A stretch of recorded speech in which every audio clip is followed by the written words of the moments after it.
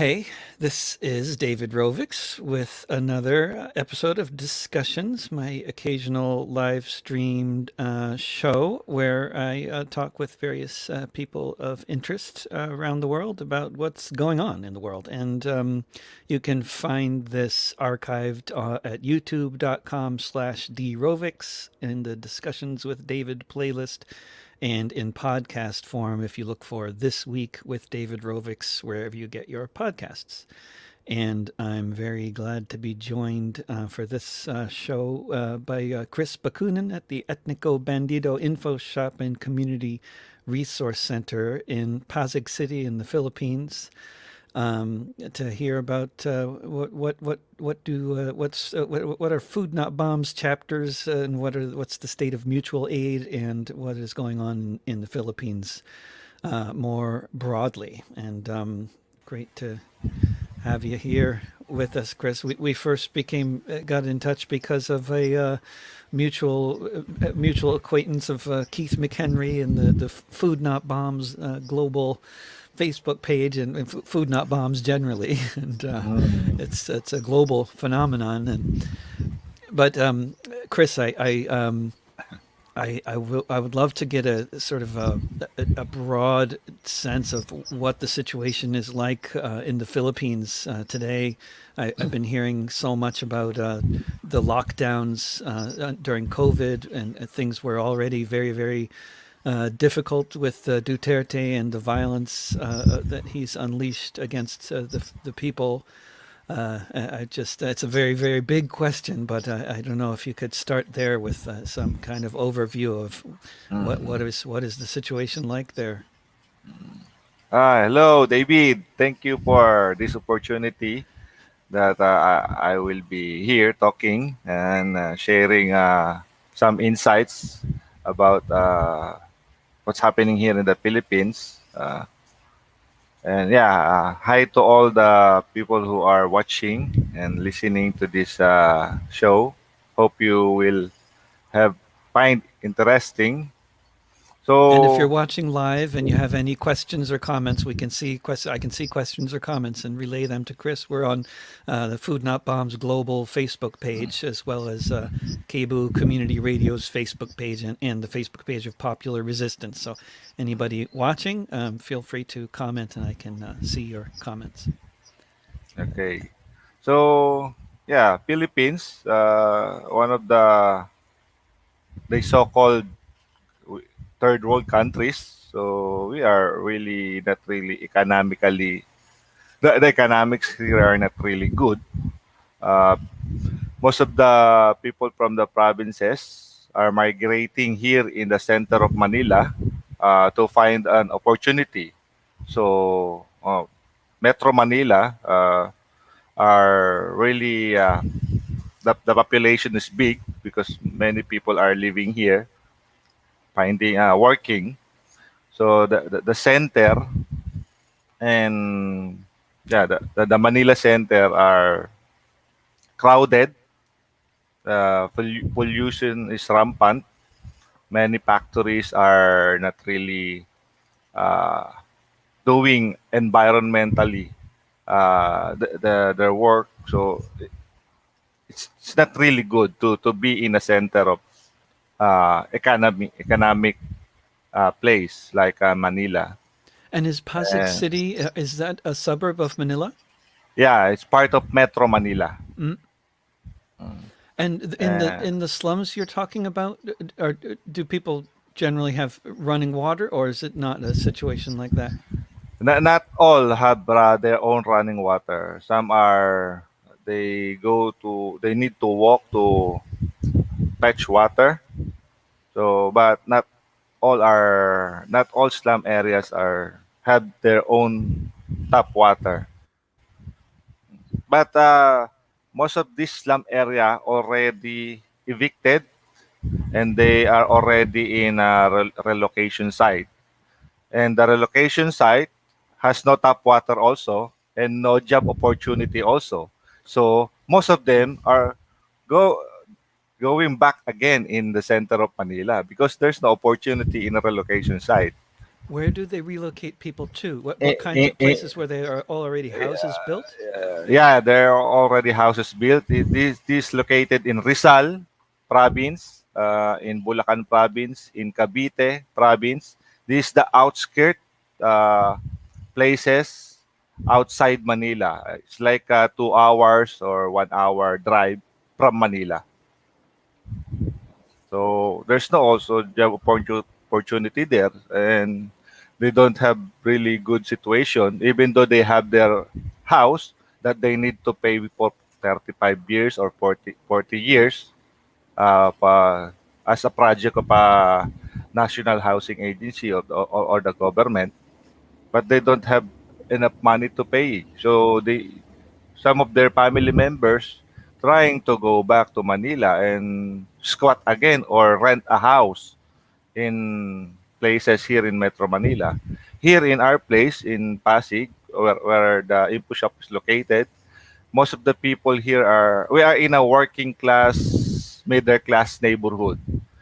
Some middle class people own an apartment, so they use it to for the people to rent a house or a room for workers. So many uh, people here are renting houses or renting rooms because we are near a place we call it Bonifacio Global City. It's many buildings. It's like one of the financial district in Metro Manila. It's near on our place, so Uh, many workers are living outside this place. So here in our place, what's it especially like in renting a place or in that neighborhood? What is the cost of renting around there? Is it very expensive? usually, yeah, because we are near one of the financial district called BGC, so uh, the rent is expensive. It costs about 7,000 up per month. So 7,000 pesos per month. And what's that like compared to the average worker's salary or what It's people not usually make? enough. It's Yeah, because we have only.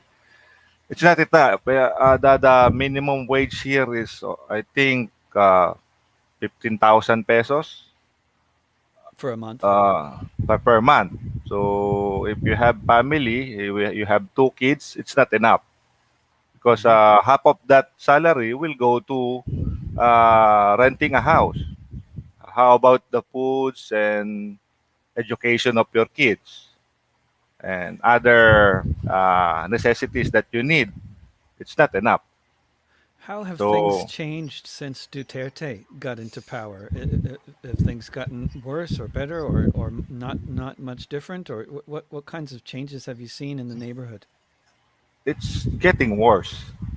Uh, s- uh, when he got into power, many people believe that he is the savior, or he will change the political landscape. He will change how he will implement policies.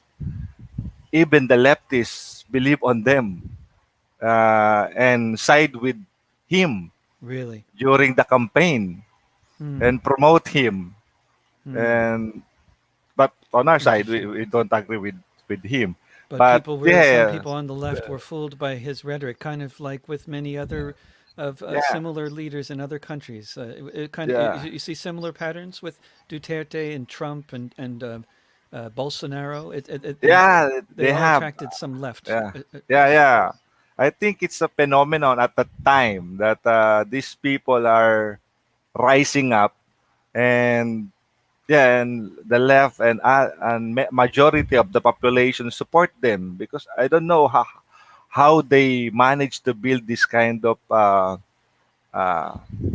character Support. that the people support them. But what do you think, Chris? Why did they get such support? Is it because people were so frustrated by so many decades of things just not working in these countries, in the U.S. and the Philippines? I mean, maybe a lot of people are better off here. I don't know, but there's people are so tired of things just getting worse all the time. and they want some kind of a change. Is that it with The Duterte? same, I think the same. But one thing I see, why Duterte won, because of the regionalism pride. Duterte is the first elected president coming from the south in Mindanao. Oh, So he represented two bigger island in the Philippines, the Visayas and Mindanao area. So these people elected him, and they think Duterte will represent them if he became a president. This is one of the factor I see, the regionalism pride, because in the long history in the Philippines, Visayas and Mindanao are underrepresented in political arena in the Philippines. and there's still an And insurgency of some kind going on in Mindanao. yes, still, there are still armed rebels in Mindanao. Many faction, and not only uh, New People's Army, who are part of the Communist Party of the Philippines. There's also Muslim armed rebels who have different organization in Mindanao. Mindanao has a high density of armed rebels So, compared to Luzon or Visayas. how many different insurgencies are there in the Philippines? Would you say? Uh, in a Muslim armed rebels, there I think that there are four or five factions of a Muslim armed rebel who have not, they are connected in some way, but they have the different uh, strategy or principles. But aside from this Muslim armed rebel, there's also an NPA who are also working on this area until now. And do you, so I yeah, the in terms of the political repression in places like Manila, I wonder, is it it's dangerous to operate under your own name, and people use pseudonyms and that sort of Yes, thing. Yeah. yes, it's very dangerous to be a decent here in Manila, especially in the countryside. But in Manila, there are some cases that people are harassed or forced disappearances. So it's hard to be exposed if you are a critic of the existing regime. They can do anything to you if you are really pissing them off. Yeah. And It's hard to be an activist here. they're not just targeting really prominent, well-known activists. They're targeting grassroots activists of all kinds. Yeah. Yes, of all kinds. If they think that you are a threat and you do stuff that they really don't like, someday you will be gone, or someday you will be arrested, and they will uh, give you fabricated cases that it's already happening now here in Manila, in other places also. They arrest people, they they planted guns or ammunition, and they say that you are planning something, and but they are fabricating cases. And they Most of always the say it's people drugs, but how often is it really about drugs? not always. Some are planting arms also. Yeah. But yeah, drugs is they use this as a, what we call that, This is the to excuse. discredit, yeah, to Mm. discredit people, Mm. uh, the dissenters or activists. They connect these people as a in a drug related cases to Discredit them discredit because they do them. drugs, say, because they are accused Yeah, of doing yeah. drugs. Yeah. Do they Uh, discredit them for being gay or and that sort of thing? Is that another way they do it? make up other No, things, or no? no, no, no. Drugs is Just very. as a drug addict or a drug personalities, they Mm-hmm. use these narratives Yep. that the drug related people are criminal.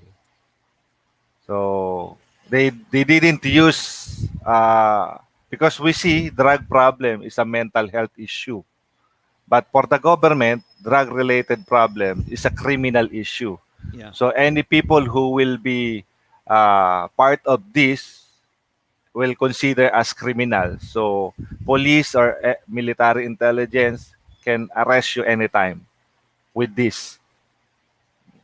So, can you tell me about the work that you're doing with the Etniko Bandido Infoshop and Community Resource Center, and also how has that work changed since Duterte came to power? Because I imagine that it must be much more dangerous. I mean, are the kinds of mutual aid projects you're involved with, are they? Is it very dangerous to be doing this kind of work, or do they kind of like leave you alone if you're just feeding people and that sort of thing? Uh, in some way, it's a good thing that we are in this kind of activism, promoting mutual aid. They don't know anarchism. They don't know. They are much focused to other leftist organization. They don't know who we are. They just think that we are just doing charity works. So they are Good. not familiar with the organizing that we have. But yeah, Etnico Bandido in Push-Up is already run since 2010. We host different community events like art exhibition or discussion or dialogue, film screening. We host this event in our space. Before it's only one floor. Now we are second floor. We construct it. We rebuilt it. To manage to accommodate more people to use this space. It is our home at the same time a socio-political space in a community. So this kind of projects is also new. Even other leftist organization don't have this kind of space, Hmm. an autonomous space. So it's How very new. interesting.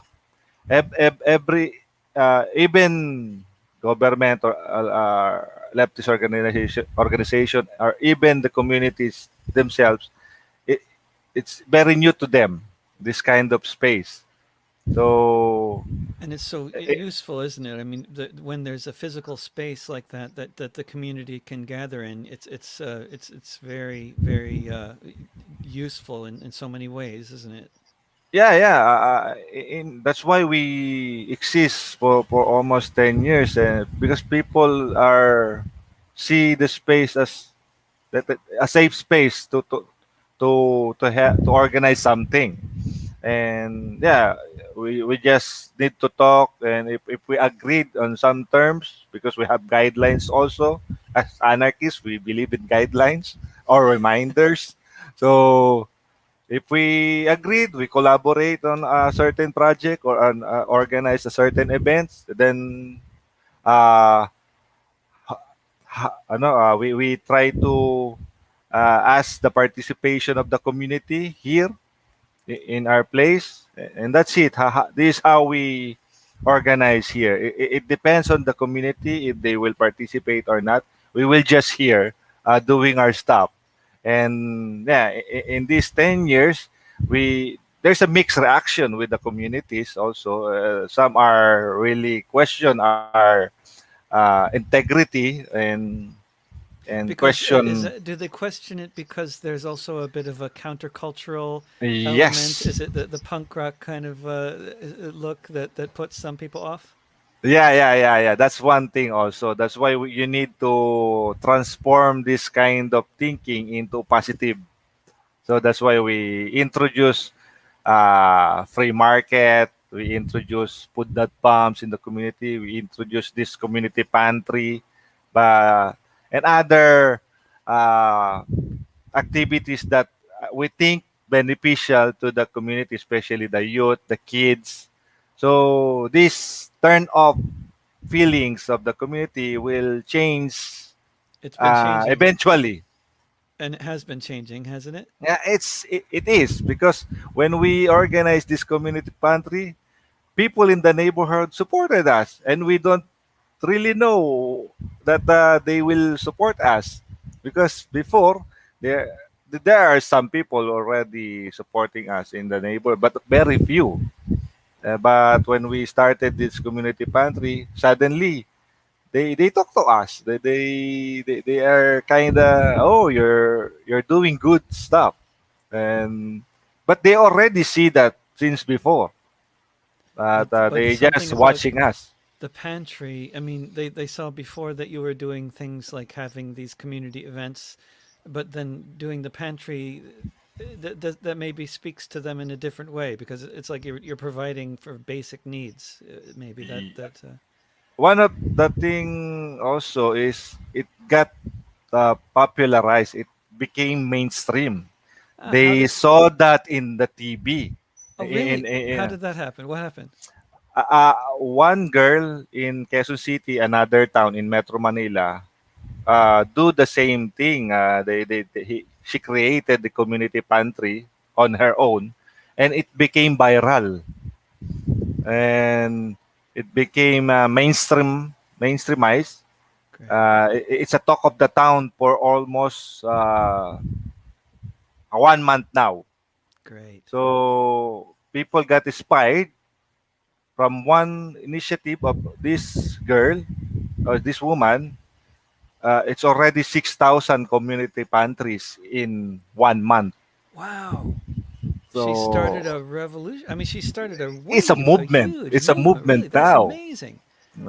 With Wow. one, and we and How do yeah, you the even people know that number? Did somebody try to do a oh, study?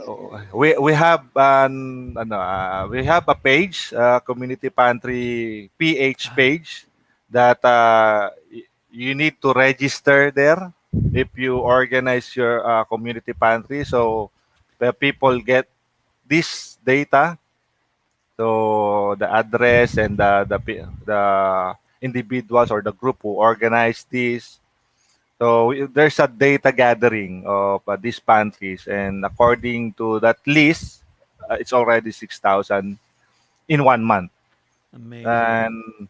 and it's timing because we are in a lockdown for, and many people lost their job, and food is the basic necessity in that time, and suddenly this kind of initiative, mutual aid initiative, suddenly got viral, and yeah, people are inspired with this, even though we already doing this since before, But it really but went viral with this woman, it, and now that's. yes.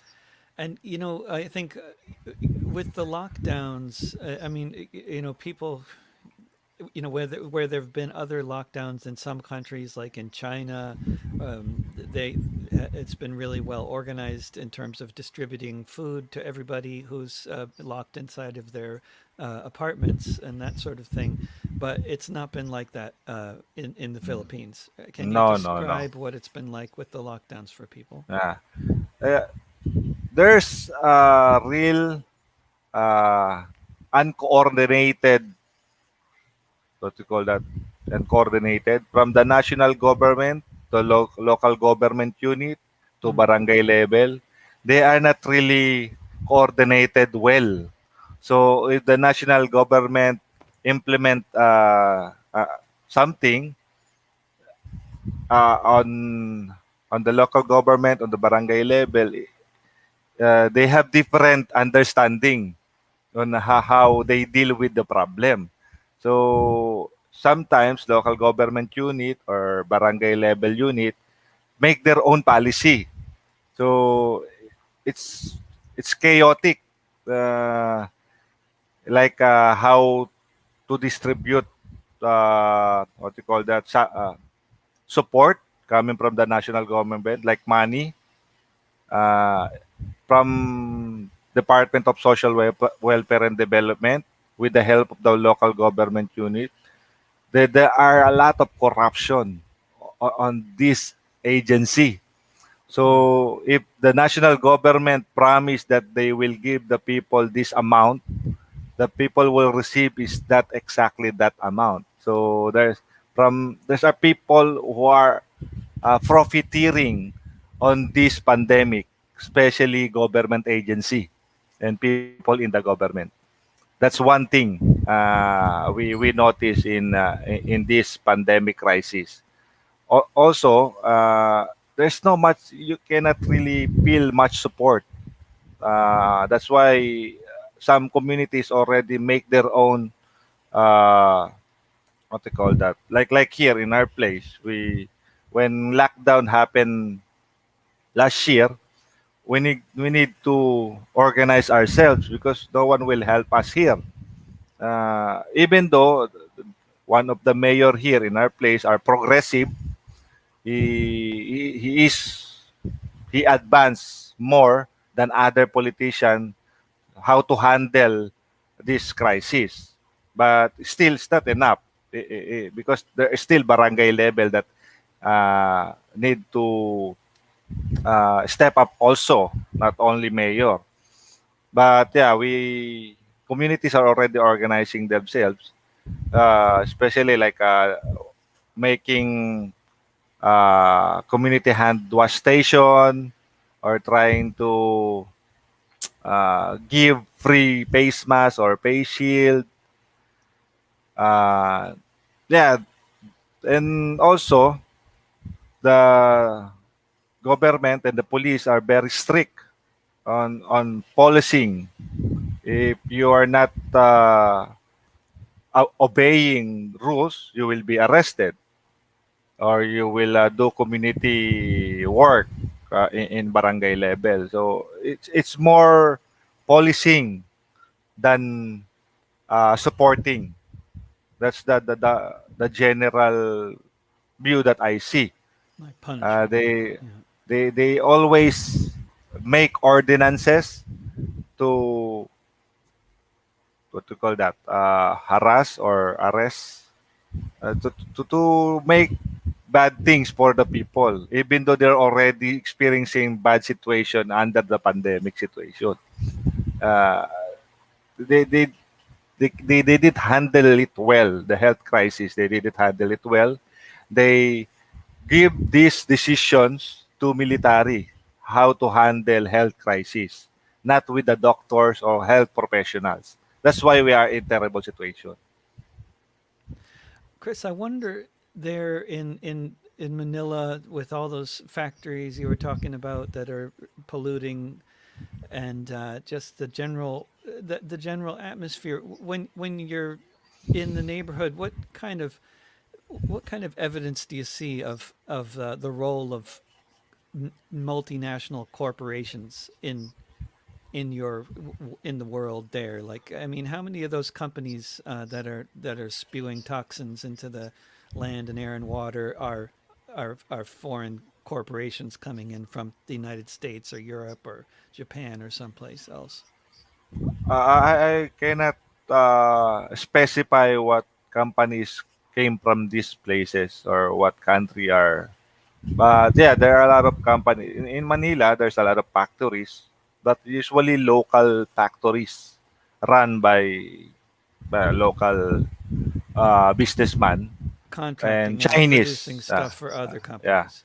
maybe I Mm. think so. Yeah, there's one company i- in outside Manila in a Freeport. It's called Cavite Freeport area. It's they making stuff for other countries, like electronic stuff. And yeah, this waste is going to rivers and sea. But one uh, disastrous and company here is mining. And mining are financed by many European countries, especially Dutch Bank from Germany. And mining company are also here, Oceana Mining Company, and what you call other foreign countries who own mining companies here. It's very destructive, and they displace a lot of indigenous communities, peasant communities, and yeah, it's destructive with people and with the natural environment And because Chris, do you see the uh, evidence of that in Manila? I'm just curious if, like, do you see do you see many people who come from those areas where that are being destroyed by the mines who move to Manila because they've been basically their lives have been made impossible where they're from, and so they leave and go to the city? yeah, that's one of the reason because they are displaced, they are forced to leave their place. So that's why they are here in Manila. Most of them are have the same situation. They don't have anything in their place. Their land was steal by landlords or by companies, and they have no choice to their choice is to go here to the center, that they think that they can live, and if they find a job here. So that's most of the cases of the migrants, the internal migrants in the Philippines. They are forced to leave their place because of this. Because there's a lot of landlords in the Philippines, especially in the countrysides. And most of these landlords are politicians. They own batch of land. And if you are not really, if you don't want to give your land, you will be subject for killings or you will disappear. So most of them, they will choose to go here in Metro Manila. So it's the land here are controlled by only few riches and people and politicians. That's why we are here in Manila. We are crowded here. But if you go to countryside, there's still a bunch, big spaces, agricultural land, vast resources. But with Just owned by um, very few people. oh yeah, yeah, the same thing I think in other Latin American countries. Very, very familiar situation with the oligarchs controlling so much of the land. It's Yes, all over so much of the world. That's the situation, isn't it? yes. The And this is backed up by the politician and the same. They're the same They class, are the the same same. people, the Yeah, the same politicians, the people. landlords. Yeah. Mm. And these, how did you first hear about what was going on in the countryside? I mean, you grew up in the city of Manila, did you, Chris? And I grew up here, but I also moved in our province in Bulacan. so did you And see? Have you seen firsthand what these mining companies and are doing to the land out there in the countryside, or have you more just heard about it from reading and watching documentaries and talking to people, or I'm just curious how I, directly. because there's a network here, a local network from Davao. They are also anarchists. They make a documentary. They visited mining communities, or communities in resistance, from Davao to Luzon. So in the whole archipelago, that they have data. So they we meet, and they show that this data, who's the responsible, where is it, who's the foreign bank who finance it, who is their partners, local partners here. So I read this, and I also went to these places, one of these places in Luzon. So yeah, that's in mining. And Yeah. in Bulacan, I also see development. Bulacan is an agricultural land. They are known for rice producer region.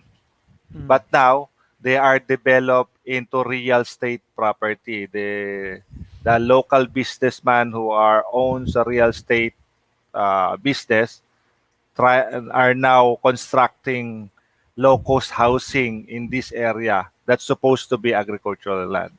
They So call it I low am from cost that place. housing. Is it really low Yeah, cost housing, or do they it's just not call it really. that? No. Yeah, it's not really Who locals. is it They, housing they for?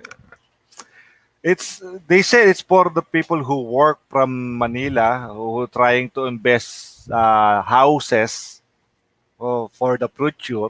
So they offer this to these people who are forced to go to Manila because there's no opportunity in the province. And now they are trying to offer this so they can go back to provinces again for these houses. It's a cycle. Yeah. And what's the situation with logging these days in the Philippines? Is it still massive amounts of illegal logging going And on? I think not really. It's only some because of uh, landslide happen in different area because we are always hit by strong typhoons. According to uh, Pag-asa, our geoscience, what you call that? So the 20 to 30 typhoons hit Philippines. So Just in the if past few years, there's yeah, been in so the many past few devastating years, typhoons, and I yeah, don't even know. I haven't even followed how much of the country was able to even rebuild since the last one. I mean, the last one was just horrendous. yeah. The last one, Yolanda, one of the biggest destructive typhoon, super typhoon hit Visayas area in Leyte. So it we saw the area 5 weeks after the typhoon. It's really devastated. People don't have anything. They cannot even eat the fish in the sea because they think there's a human body there. But Mm, many people die. mm. So they need to go to far places to get food. But in the area, it's not. Nothing. It was destroyed. So they moved to Manila. So most of them moved to Manila. Most of them go to their family near the place. So for a while, and I think they went to Manila also to find to, because until now, they're still rebuilding the area that was hit by the super typhoon. They're still rebuilding, and yeah, because of uh, logging already banned in some area, like in northern Luzon, illegal logging is banned already because of this landslide. Eh, what to call that? Many timber went down to the cities. So they see that this one of the reason why this flood came to the city because of this illegal logging. Mm-hmm. So in northern Luzon, I think it's banned already. But yeah, people here are very resilient. I think the resiliency of the people here are already used or already used by the politician Mm. because politicians think that people can rebuild themselves again because they are used to it. They did it So they before. yeah, so I they don't really mind that typhoon these people will be affected again. So that's the And then, how politicians think. yeah. And Chris, so many people end up leaving the countryside because of mining and typhoons and so many other reasons, with the landlords taking over all the land, and then they go to Manila, but then Manila is so crowded, and I'm sure, as we know, a lot of people then leave Manila and they go elsewhere. And how big of how everybody must know people that left the Philippines to find work somewhere else, right? I Yes, mean, this is yes. just so normal, isn't it? It Yeah, must be 12%. because Yeah, around here, you go to any hospital anywhere in the United States, and within Filipino. about 1 minute, you will meet a Filipino. You go Yeah, to, and that's true all over the Middle East. I don't know. It's amazing how many Filipino hospital yeah. workers there are. Yeah, 12% of the population of the Philippines are a workforce from abroad. So we are everywhere. So yeah, many people, overseas Filipino workers are, yeah, working abroad because there's no really opportunity here. If you try to live in Manila and you cannot find a job, you will end up uh, trying to find a job outside the Philippines. So yeah, many are, what you call that, uh, leaving their family for more than a year trying to earn some money abroad, especially Middle East. There are many domestic workers,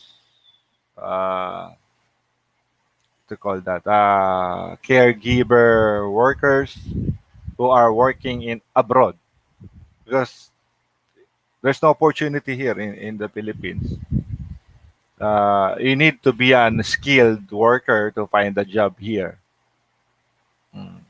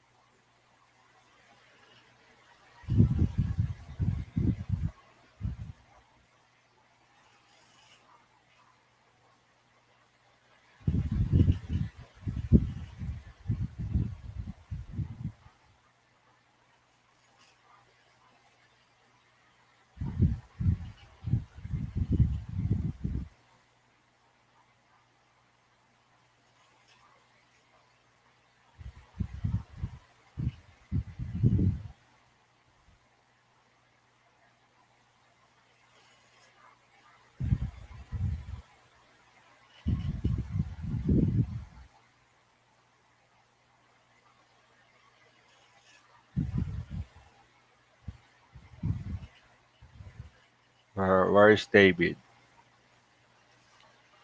But yeah, I want to promote our project here in Etniko Bandido Infoshop. Hope you will support us to continue and sustain our mutual aid work. And we are working on another project related to solar power. So hopefully, someone will be interested to support us on this. Also, we also need to publish the or print the book Anarcha-Feminism in the Philippines.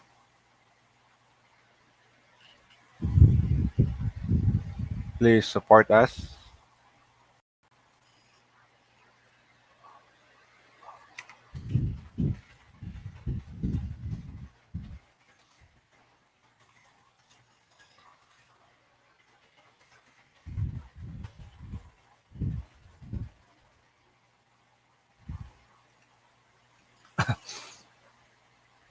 Also support the book of my friend, uh, Pangayaw and Decolonizing Resistance Anarchism in the Philippines.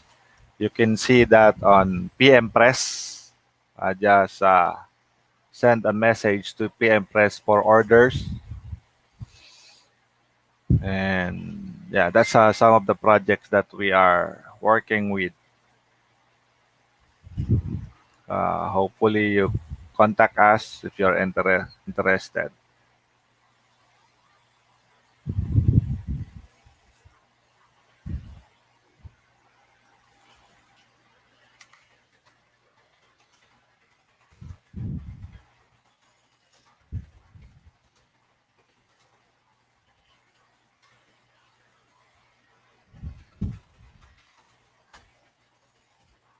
Sorry, David just lost his connection, internet connection.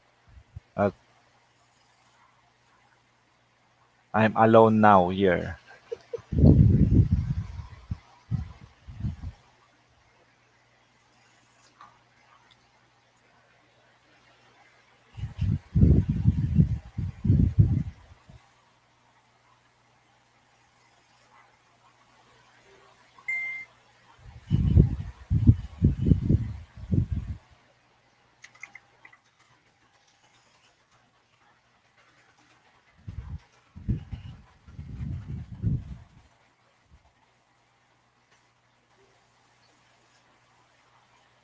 So yeah, David already lost his connection. I think I need to say goodbye. There's a technical problem now with David, and so yeah, please support our Patreon page, Etniko Bandido Infoshop. And yeah, if you're interested to communicate with us, I have an email at etnicobandidoinfoshop@riseup.mail. Hello. Dot My net. God. Oh, Chris, oh, okay. I thought you're already I gone. I was gone. I just Uh, came back. I was booted offline. My computer crashed. I don't know what the hell happened. I was just communicating with you with my phone, oh, which still has a connection. So I don't know mm. what the hell's going on. This has never crashed this badly, but hopefully you were talking to people while I was away, and I'm already telling that my goodbye yeah, that's and good. That's good. Yeah, I support think our we'll yeah just we'll try that again sometime without my yeah. computer crashing. We'll have a part two, definitely. But No it's been great problem. talking to you. I'm so sorry about the Mm. massive technical failures here. Uh, uh, so Jesus. so there is watching our live. Yeah, there's still some people watching. People stick with you. Yeah. Okay, okay. Mm. Yeah, I just tell them that if they want to contact us, we have email etnicobandido@riseup.net, and we have Facebook page also. And yeah, And we if recently started up a Patreon Patreon, page yeah. for you guys, when that's on the bottom of the screen Mm, here too. So yeah, go to Patreon and mm, become a supporter. You know, yeah. Because we because also have other project other than community organizing. We also try to publish again the book Anarcha-Feminism in the Philippines oh, that fantastic. we published last 2013. We want to reprint it again massively so people can have a copy. Please support us. Also, we have project called Solar Power Tech Pack. It's a device that can be used during emergency or post-disaster calamity thing And to is that provide made free locally? electricity. Is that made in the Philippines? We are making it here in the Philippines, but Wow. the equipment, the solar panels and solar charge controller are coming from China. Do you We know, don't have Chris? production here. I don't know if you are aware, but there's an info shop in Flagstaff, Arizona, run by folks from the Navajo Nation. And they also, at least this was a while ago, maybe 10 years ago, but they also make solar backpacks for people because on the Navajo reservation, most people don't have electricity. They're only Mm. 18%, I think. So Mm. that's how they do filming, indie media type of stuff. Nice. Was through solar powered backpack. Yeah, Could you connect me with them so I will also learn from them? definitely. I will connect you guys. Because we Yeah, really need this kind of technology here. The sunlight here is very good, and solar power technology is very beneficial or practical to use it here. yeah, that's really good. Yeah, it's the same in the That's the Navajo country. It's in the Yeah, that's desert. why we focus our green project on solar power technology. We attend a seminar to learn from about solar power thing, and now we are working on it. And we also use this in after the typhoon Yolanda happened in Leyte. We bring our solar power equipment. We managed to create a temporary autonomous zone, providing solar power to the communities and organizing food not bombs in typhoon affected communities. We Ah, have videos of that on YouTube if they great. want to really see what we are doing here. So we try to work with this kind of project. And you So also have a wonderful line of T-shirts and all sorts of other things yeah, yeah, that folks can yeah. get too. Yeah, Yeah, if they want to support us, they can also buy a shirt from Black Mosquito. Just find Black Mosquito page. It is a distro in Germany who make this shirt. Uh, so you can order from him. So and can you he talk will about so. this book, the Anarcha-feminism in the Philippines? What can you? What's the? I know nothing about anarcha-feminism in the Philippines. Ah, so it was a project by Mobile Anarchy School Project, Mindset Breaker Press and Distro, and I forgot that. It's a it's a three group who work on this, who conceptualize the project. But the main person who really works on it is our women friend. He make a research about feminism, his history of feminism in the Philippines.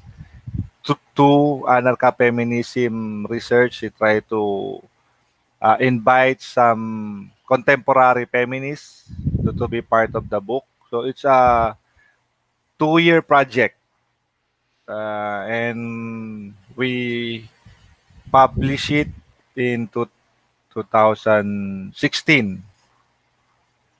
We already had the copy in 2013, but we managed to publish it, print it in a booklet format in 2016.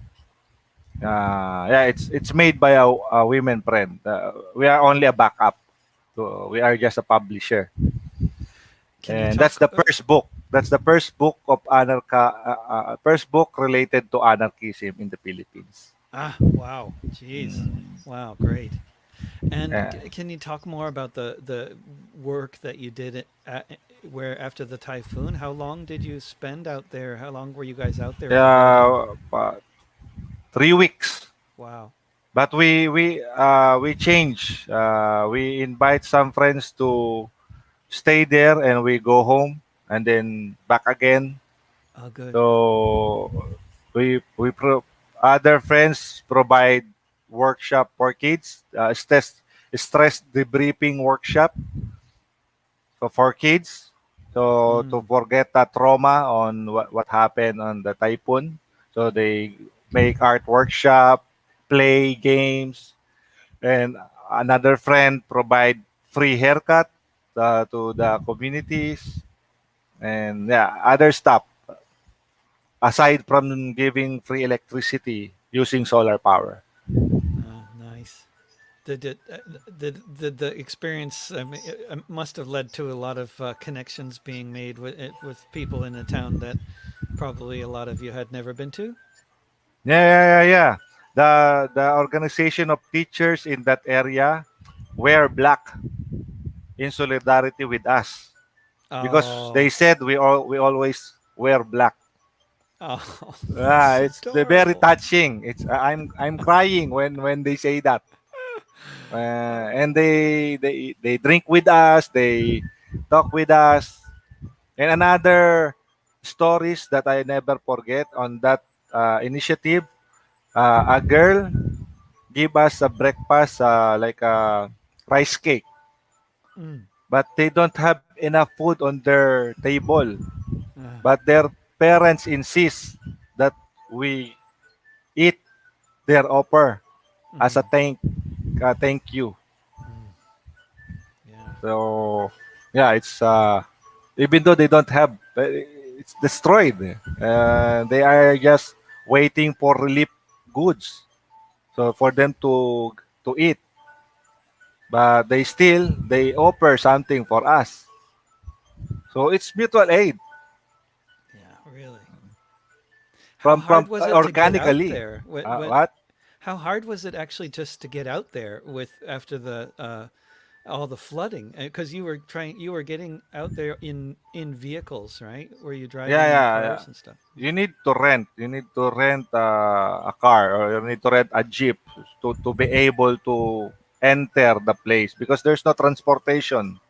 Yeah. Uh, Gas and diesel are expensive because they import this uh, product from another island because there's no electricity to run this oil thing in the island.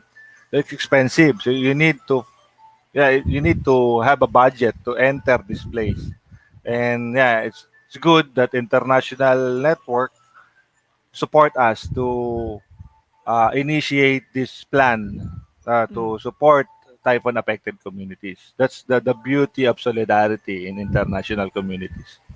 We, Did you get support from an international network? Which network? yes, uh, friends from different network. There's no specific, but Just mostly anarchists. crowdfunded. Yeah. But mostly anarchists. Yeah. Yeah. Good. And yeah, we managed to get there. It's a 30-hour drive 30. Yeah. by bus and jeepney, and with our equipment loaded on the vehicle.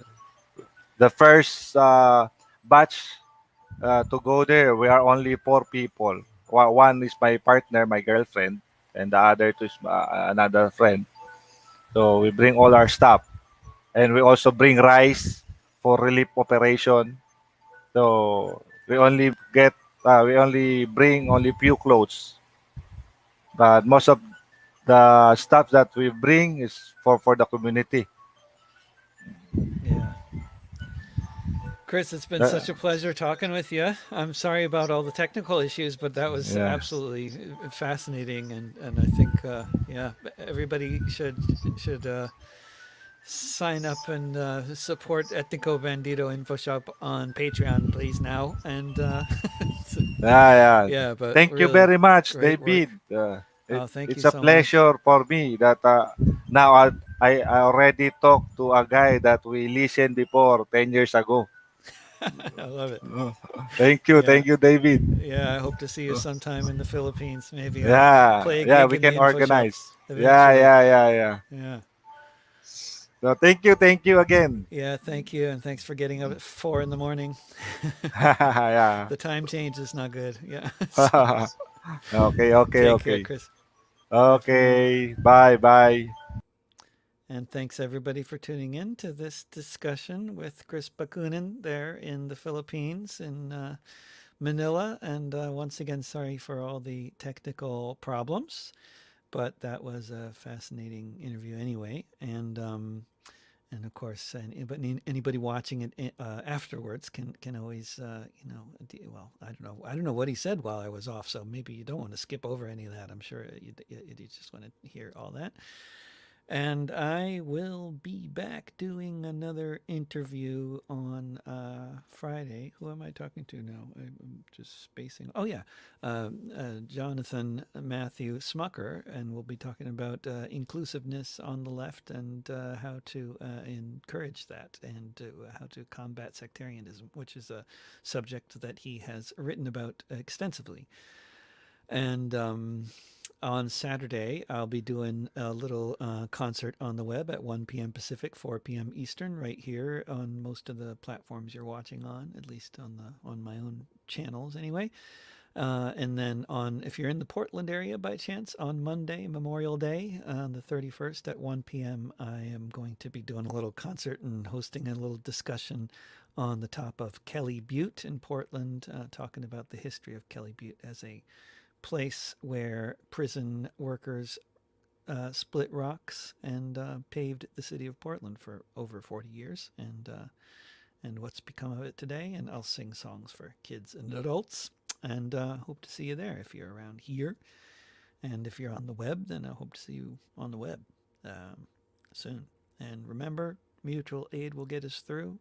Don't pay the rent unless you really have to. Trust your neighbors. Talk to you soon. Bye for now.